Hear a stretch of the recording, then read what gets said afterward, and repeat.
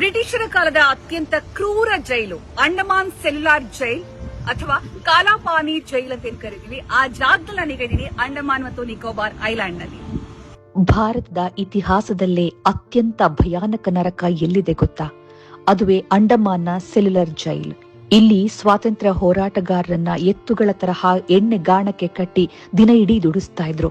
ಬರಿಗೈಲಿ ತೆಂಗಿನ ನಾರು ಸುಲಿಯುವಾಗ ಕೈಯಿಂದ ರಕ್ತ ಒಸರುತ್ತಿದ್ದರೂ ಬ್ರಿಟಿಷರು ಚಾವಟಿಯಿಂದ ಹೊಡಿತಾ ಇದ್ರು. 693 ಕೋಣೆಗಳಿದ್ದ ಈ ಜೈಲಲ್ಲಿ ಒಬ್ಬ ಕೈದಿ ಮತ್ತೊಬ್ಬನ ಮುಖ ನೋಡಲು ಸಾಧ್ಯವಾಗದಂತೆ ವಿನ್ಯಾಸ ಮಾಡಲಾಗಿತ್ತು. ಕೈದಿಗಳ ಕೈ ಮತ್ತು ಕಾಲುಗಳಿಗೆ ಭಾರವಾದ ಕಬ್ಬಿಣದ ಬೇಡಿಗಳನ್ನ ಹಾಕಲಾಗುತ್ತಿತ್ತು. ಎಷ್ಟೋ ತಿಂಗಳುಗಳ ಕಾಲ ಅದನ್ನು ಕಳಚುತ್ತಲೇ ಇರಲಿಲ್ಲ. ಶೌಚಕ್ಕೂ ಅದೇ ಬೇಡಿಗಳಲ್ಲೇ ಹೋಗಬೇಕಿತ್ತು. ಕೈದಿಗಳಿಗೆ ದಿನಕ್ಕೆ ಕೇವಲ 2 ಬಾರಿ ಮಾತ್ರ ಶೌಚಾಲಯಕ್ಕೆ ಹೋಗಲು ಅನುಮತಿ ಇತ್ತು. ಕೋಣೆಯ ಒಳಗೆ ಒಂದು ಸಣ್ಣ ಮಣ್ಣಿನ ಪಾತ್ರೆ ಇಡಲಾಗ್ತಾ ಇತ್ತು. ಅದನ್ನೇ ಬಳಸಬೇಕಿತ್ತು. ಸ್ವಚ್ಛಗೊಳಿಸೋದಕ್ಕೆ ಸರಿಯಾಗಿ ನೀರನ್ನು ಕೊಡ್ತಿರ್ಲಿಲ್ಲ. ಕುಡಿಯಲು ಸಮುದ್ರದ ಉಪ್ಪು ಮಿಶ್ರಿತ ನೀರು ಮತ್ತು ತಿನ್ನೋದಕ್ಕೆ ಹುಳುಬಿದ್ದ ರೊಟ್ಟಿ ಹಾಗೂ ಕಾಡು ಗಿಡಗಳ ಸೊಪ್ಪಿನ ಪಲ್ಯ ಕೊಡಲಾಗ್ತಾ ಇತ್ತು. ಪ್ರತಿಭಟಿಸಿದ್ರೆ ಬಾಯಿಗೆ ಕೊಳವೆ ಹಾಕಿ ಜಬರ್ದಸ್ತಿಯಾಗಿ ಆಹಾರ ತುರುಕ್ತಾ ಇದ್ರು. ಸುತ್ತಲೂ ಮೈಲಿಗಟ್ಟಲೆ ಹರಡಿರುವ ಬಂಗಾಳ ಕೊಲ್ಲಿಯ ಸಮುದ್ರ. ಇದರಿಂದ ತಪ್ಪಿಸಿಕೊಂಡು ಈಜಿ ದಡ ಸೇರೋದು ಇಂಪಾಸಿಬಲ್ ಆಗಿತ್ತು. ಅದಕ್ಕೆ ಬ್ರಿಟಿಷರು ಇದಕ್ಕೆ ಕಾಲಾಪಾನಿ ಅಂತ ಹೆಸರಿಟ್ಟಿದ್ದು. ಜೈಲಿನ ಸೈಕಲ್ ಚಕ್ರದ ತರಹ 7 ರೆಕ್ಕೆಗಳಿರೋ ವಿಚಿತ್ರ ಡಿಸೈನ್. ಮಧ್ಯದ ಟವರ್ ನಲ್ಲಿ ನಿಂತರೆ ಸಾಕು, ಒಬ್ಬನೇ ಗಾರ್ಡ್ ಎಲ್ಲಾ 7 ರೆಕ್ಕೆಗಳ ಮೇಲೂ ನಿಗಾ ಇಡಬಹುದಿತ್ತು. ಆದ್ರೆ ಜೈಲೊಳಗಿರುವ ಕೈದಿಗಳಿಗೆ ಮಾತ್ರ ಬೇರೆ ಯಾರೂ ಕಾಣ್ತಿರ್ಲಿಲ್ಲ.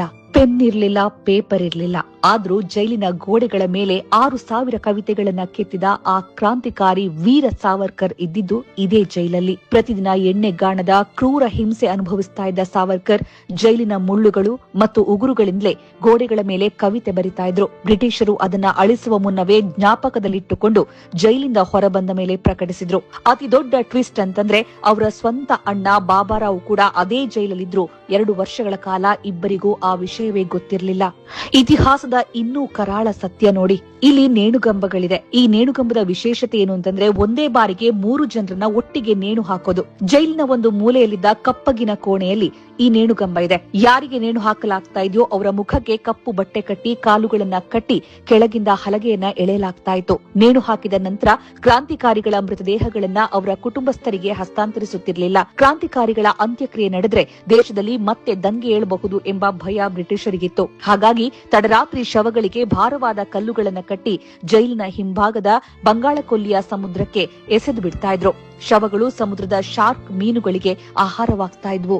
ವೀರ ಸಾವರ್ಕರ್ ಅವರಿಗೆ ಬ್ರಿಟಿಷ್ ಸರ್ಕಾರ ಬರೋಬ್ಬರಿ 50 ವರ್ಷಗಳ ಕಾಲ ಕಠಿಣ ಕಾರಾಗೃಹ ಶಿಕ್ಷೆ ವಿಧಿಸಿ ಅಂಡಮಾನ್ಗೆ ಕಳುಹಿಸಿತ್ತು. ಇತಿಹಾಸದಲ್ಲೇ ಒಬ್ಬ ವ್ಯಕ್ತಿಗೆ 2 ಜೀವಾವಧಿ ಶಿಕ್ಷೆ ವಿಧಿಸಿದ ಅಪರೂಪದ ಘಟನೆ ಇದಾಗಿದೆ. ಬ್ರಿಟಿಷರು ವೀರ ಸಾವರ್ಕರ್ ಅವರ ಮನೋಬಲ ಮುರಿಯಲು ಬಳಸಿದ ಅತ್ಯಂತ ಕ್ರೂರ ಐಡಿಯಾ ಏನಿತ್ತು ಗೊತ್ತಾ?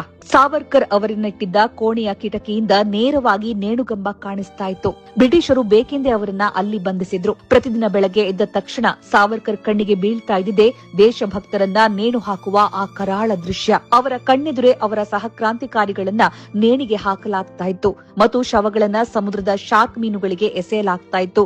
ಮುಂದಿನ ಸರದಿ ನಿನ್ನದೇ ಎಂದು ಬ್ರಿಟಿಷರು ಹೆದರಿಸ್ತಾ ಇದ್ರು. ಸಾವರ್ಕರ್ ಧೃತಿಗೆಡದೆ 10 ವರ್ಷಗಳ ಕಾಲ ಆ ನರಕವನ್ನ ಎದುರಿಸಿದ್ರು. ಅಂಡಮಾನ್ನ ಈ ಜೈಲ್ನ ಒಂದೊಂದು ಕೋಣೆಯ ಕತೆ ಕೇಳ್ತಾ ಇದ್ರೆ ಕಣ್ಣಲ್ಲಿ ರಕ್ತವೇ ಬರುತ್ತೆ. ನಮ್ಮ ಸ್ವಾತಂತ್ರ್ಯ ಸುಮ್ನೆ ಬಂದಿದ್ದಲ್ಲ. ಇಂತಹ ಸಾವಿರಾರು ಹೋರಾಟಗಾರರ ರಕ್ತ ಮತ್ತು ಬಲಿದಾನದ ಮೇಲೆ ನಿಂತಿದೆ. ಅತಿ ಕ್ರೂರ ಶಿಕ್ಷೆ ಯಾವ ಮಾತಿಗೆ ಸಿಕ್ತಿತ್ತು ಗೊತ್ತಾ? ಯಾರಾದ್ರೂ ಒಂದೇ ಮಾತರಂ, ಭಾರತ್ ಮಾತಾ ಕಿ ಜೈ, ಜೈ ಹಿಂದ್ ಅಂತ ಹೇಳಿದ್ರೆ ಅವರನ್ನ ಅತ್ಯಂತ ಕ್ರೂರವಾಗಿ ಸಾಯಿಸಲಾಗ್ತಿತ್ತು. ಈ ಇಡೀ ಜೈಲನ್ನ ಕಟ್ಟಲು ಬಳಸಿದ್ದು ಭಾರತೀಯ ಕಾರ್ಮಿಕರನ್ನೇ. ಭಾರತೀಯ ಕಾರ್ಮಿಕರನ್ನೇ ಬಳಸಿ, ಭಾರತೀಯ ಕಾರ್ಮಿಕರನ್ನೇ ತರಬೇತುಗೊಳಿಸಿ, ಅವರಿಂದಲೇ ಶಿಕ್ಷೆ ಕೊಡಿಸಿ, ಅವರಿಂದಲೇ ಸಾವಿನ ಮನೆಗೆ ಕಳುಹಿಸ್ತಾ ಇದ್ರು ಬ್ರಿಟಿಷರು.